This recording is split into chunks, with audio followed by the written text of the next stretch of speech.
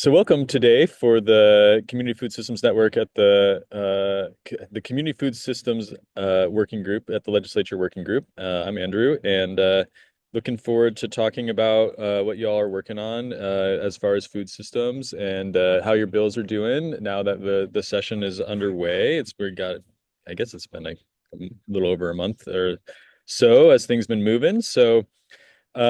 Yeah, let's talk a little bit about the working group. We, convene folks to talk about food systems work at the legislative level in Oregon and how folks are, organizing around their bills, share updates on things that are happening, help you all communicate and coordinate on outreach to your membership. Just here to connect you all to build a space for food systems and the Oregon legislature space to be communicating. And so we do that in a couple of ways. We do this meeting monthly. Right now it's the first Friday or the fourth Friday of the month at 1 p.m. And then we also have our bills matrix, the CFS at the legislature 2025 bills matrix where we track all that folks have shared with us about their bills and how they're progressing through this session. As you know, we're in a long session, and that's in the notes, the link to that, so you can see what we're tracking. If you have a bill in there and you have updates, either ask Sophie for edit access, or we can help. Sophie can help you edit that.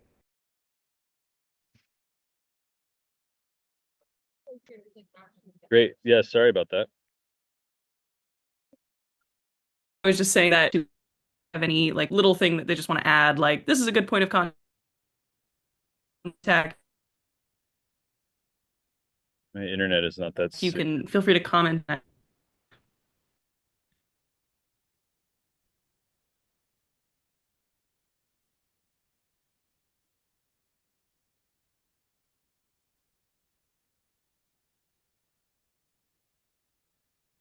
Can you all hear me?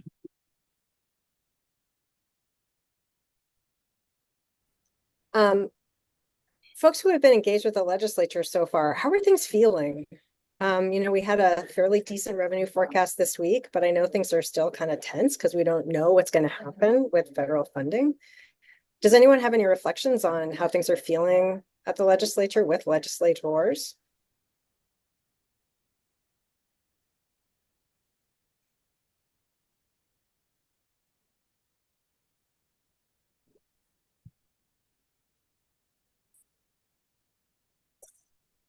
I can share on behalf of ORCAN how it's been going. We did some pretty heavy lifting advocacy wise in preparation for the HB 2979, which is what includes the disaster resilience farmer and rancher grants, which obviously is through OCFSN. And we're hearing, I mean, we heard some very positive reactions to programs like that. Anything where we're able to, one thing that really worked for us with legislators on both sides of the aisle was kind of emphasizing wherever possible strategic use of funds. So at least for like the HB 2979, we were able to point out that these are all existing programs. Like we really were able to emphasize the any renewals of funding or continuity of funding seem to be like a pretty received very positively with legislators. I think is especially in light of the tight budget year. Anyway, we were able to sort of point out to them how this is like a really strategic use or yeah, just a good use of state funds. We've gotten some positive responses on talking points like that. And Orkin is also doing some advocacy for the NCS funds, the Natural Climate Solutions, as well as Oregon Ag Heritage, OAHP. And the same with those, like we're hearing the positive responses we're getting, especially are from when we get to talk about existing programs and how, important these are to the communities they're serving. So I'd love to hear from anybody who maybe has been working on new policy because we haven't really been working on any like new policy or yeah, any regulation so much this session yet, but that's how it's going with our funding requests.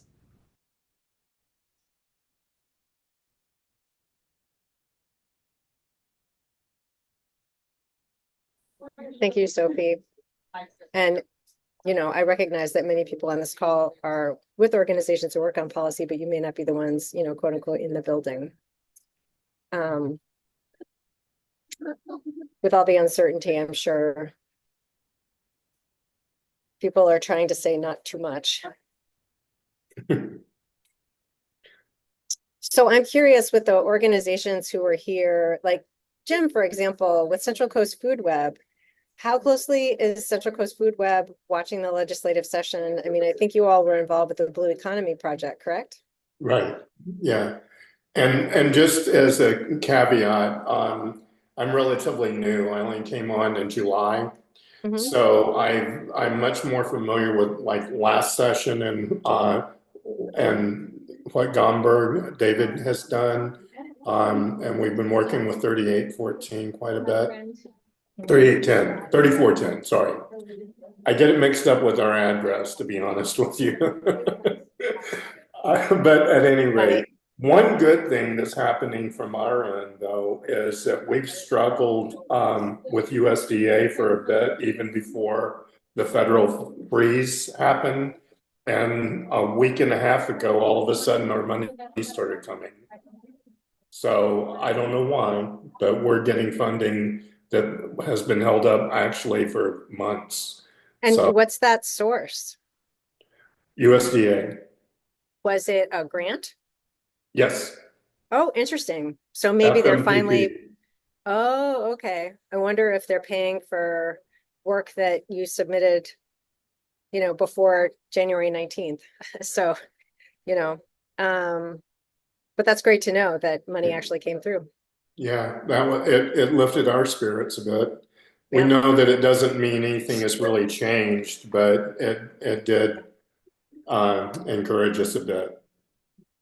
I think I think this is really related to the legislative work that all of these groups are doing and trying to tell the story of what all of your organizations, and how do I say this? I mean, there's just been an amazing growth of federal funding for this type of work, the local, regional, community-based food system development, because there was that recognition that this is really important for overall food systems resilience. I mean, we've been seeing this over the last couple of decades. So we had this really big peak of like a lot of funding, and now we're having this like, sort of spasm of we don't really know what's going to happen. But I think it's just so important that we've been building these relationships with legislators through not only all of your different bills, but also those grant programs and showing how these things are happening around the state with the food hubs and the farmers markets and the farmers, because who knows, like we may be trying to go back for, okay, like at the state level, how do we provide more support for this kind of work? The budgets are always different, but I feel like how do we educate our legislators about how this is really important to Oregon's economy? So that's sort of a big picture thing, which I tend to do. It's not about a specific bill, but it feels like it's part of the message right now. Well, I'm on a learning curve, and that's part of the reason that I came to this meeting is I want to continue being a part of it, but I want to learn from you guys who we're talking to, what's going on, and what's on the table. So I will be quieter than talking. Awesome, Jim. And I would say, like, look at those running notes because you'll see a lot of great things from past meetings and who's doing this work. Sarah Cross, I see you've joined. Hi. Yes. Nice to be here. Hey, Does Sarah. anyone have an update on Food for All Oregonians? Give an update on Food for All. Hi y'all, Mackenzie. I'm an organizer with Oregon Food Bank. Yeah, I think I'm not in the building, so just naming that our policy advocates are in the building, but we've had organizers who have been going to town halls, I'm sure like a lot of us across the state, and I feel like the thing just like validating, I think the thing we're hearing is folks are in values-based alignment and there are concerns about budget and federal funding. So naming that, and I think we're trying to continue to push on that. But for Food for All, excitingly, we have our Advocacy Day coming up on March 18th. Yeah, March 18th, which is a Tuesday in just a few weeks. Yeah, the kind of recruitment for that has been going really, really well, but I think there's still some space if folks are interested in joining that. And then the really big thing that I think partners can tap into specifically is we're gearing up for our hearing. So this meeting is being recorded. I'll just name, we do have a hearing scheduled and are right now prepping testimony and from community members, from partners, from things like that. So I know some folks in this space have already heard from us about testimony or have already submitted it, but I'll drop that info in the chat. But I think that's the kind of big update, is working to get Food for All out of the first committee on Senate and Human Services so that we can move forward in Ways and Means. Yep, that's the big lift. Brittany, you got any? Oh, are you back, Andrew? What committee? Yeah, I'm here. I'm listening. Thanks for taking it on. I appreciate your help with that. My internet's not going to be that great. What committee, Mackenzie? Yeah, it's in the Senate Committee on Human Services, which is chaired by Gilster Bluen. And the exciting thing this year is Gilster Bluen did co-sponsor Food for All, and she was really great in 2023 and like stewarding us through that process. And it never hurts to continue with testimony. So yeah, Senate Human Services in.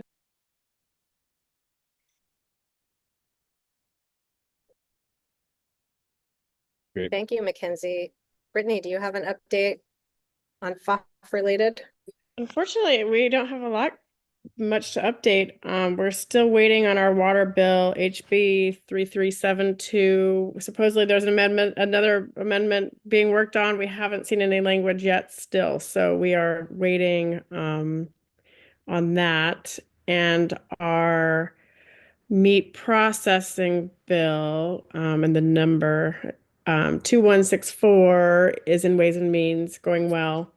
We have Rally Day coming up on Tuesday, the 4th. So we have over 100 people signed up to meet with their legislators. So hopefully that's going to be successful. We'll flood the Capitol with small farmers. So we're kind of really diligently working on that project right now. But we are waiting on water bill language, and the meat bill, the inspectors for state meat inspection program is in Ways and Means.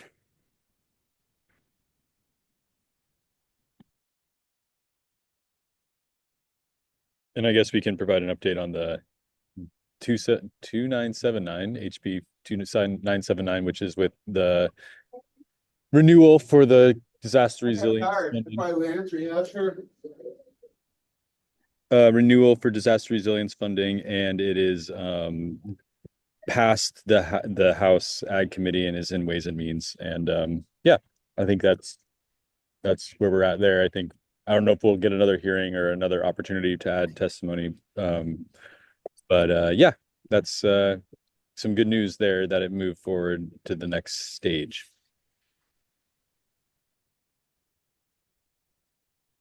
And passed unanimously. Just want to highlight, which was great. Yay. And that is one of our focus bills that we're talking to everybody about on Tuesday. So hopefully there'll be lots of constituents talking about that with their legislators. Yeah. I can give an update on Double Up. So we're in the DHS agency budget, so our process looks different this year. But we did finally get like a bill number. So we're Senate Bill 5526, which is just the overall DHS's agency budget. It's not just Double Up specific. And they scheduled it for an information meeting on March 5th or 6th. So we think that the hearing will be coming pretty quickly after that. And are just trying to be strategic about the types of testimony that we gather. We don't want to overwhelm their whole agency hearing with Double Up stuff, but want to like have a couple speakers and some written testimony. So will be some action alerts on that coming soon.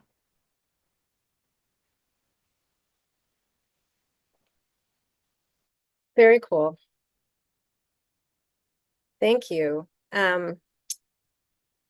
I'm kind of wondering, and I should ask this of Sophie and Andrew, at a certain point, we take the matrix and we turn it into bills to watch, which is in more of a slide format. It's more summarized. It's a little easier to use, and it's a little easier of an outreach tool to go beyond our network.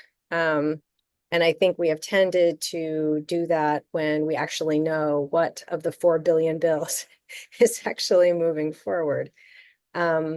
So Sophie and Andrew, you can correct me if I'm wrong about that, but where I hope you all took the poll to try to schedule the April convening, which we're scheduling for after that first pass.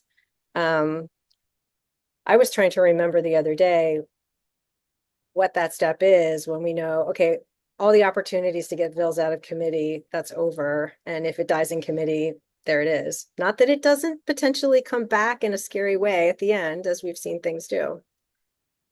But sort of when that deadline is.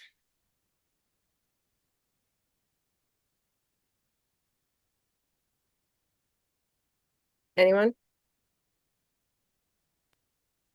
I think it's on the legislative website, so I'm gonna go and look, but I can't remember. So let me just go look and see unless someone else knows it off the top of your head.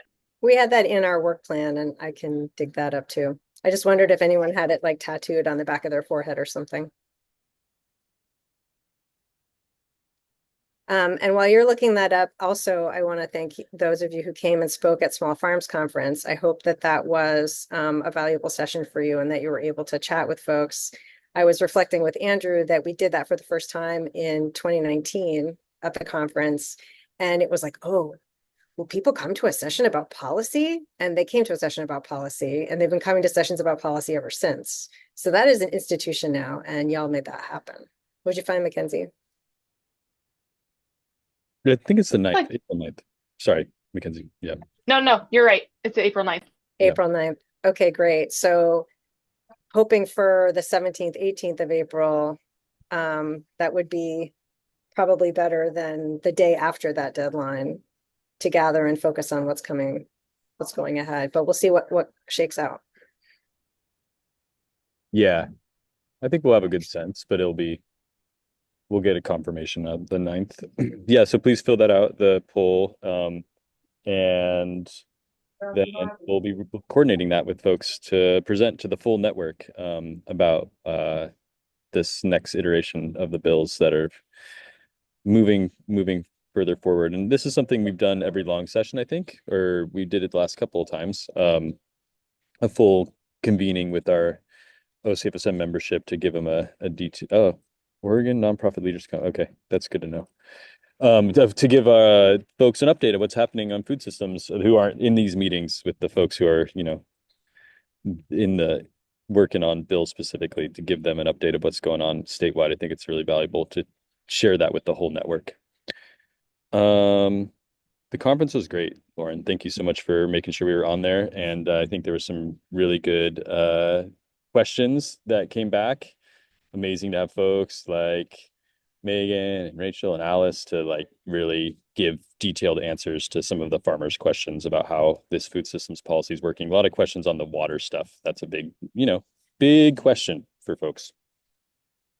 And it's awesome that BOP has taken that on, regardless of the challenges.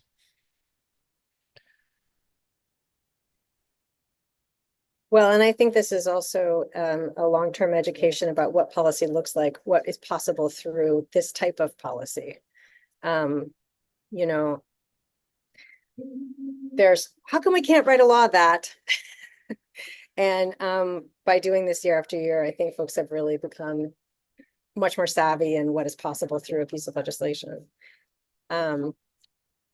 So just want to recognize that, we have a small group, and this may be a difficult time by the time people get to Friday afternoon and be like, oh my gosh, I can't go to one more meeting, I'm exhausted. And Andrew mentioned that at the beginning of the call. So what we could do here is we could just say, just make sure you filled out the poll for the April convening. Make sure, I'm pretty sure all of you have all of your bills in the matrix. You've got Sophie all the information that she needs.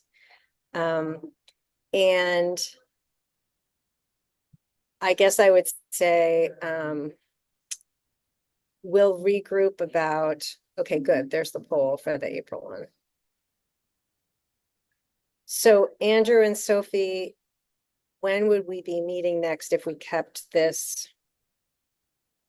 It would be like at the end of March, the last Friday in March, right?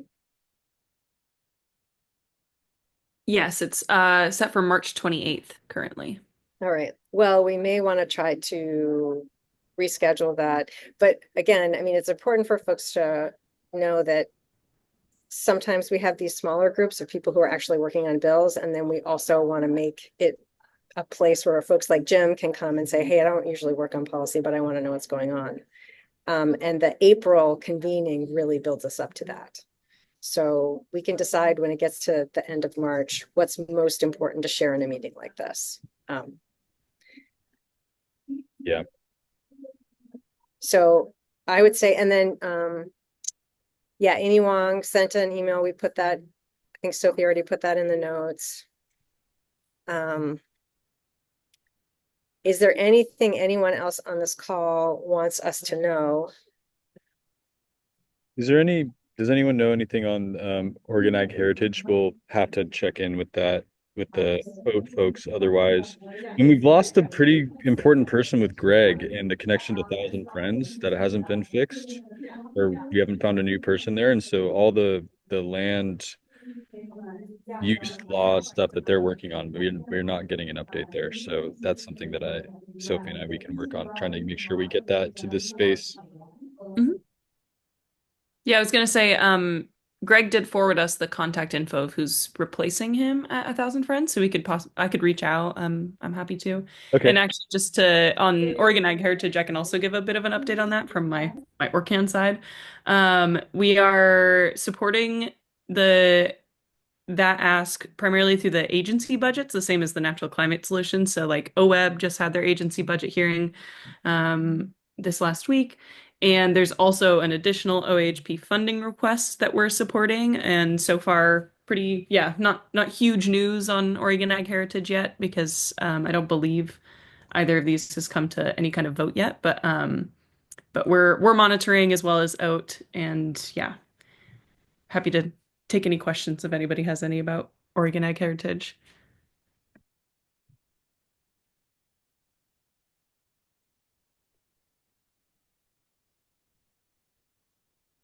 Great.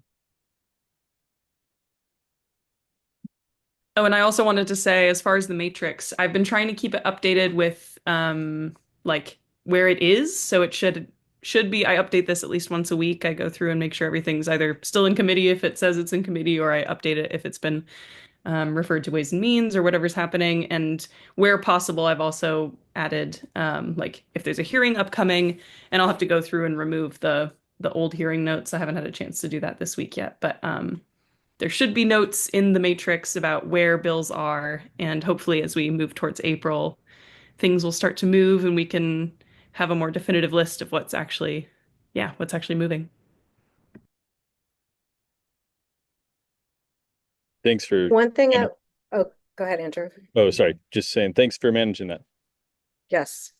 So one thing I would ask of all of you, I put a note in, I mean, thank you, Rachel, for asking. Yes, it's a virtual convening. We have had in the past a speaker who can talk to us about either he give us a vibe about what's happening at the legislature, we've had people come in from different issue areas that are important to us, but maybe aren't food and farming.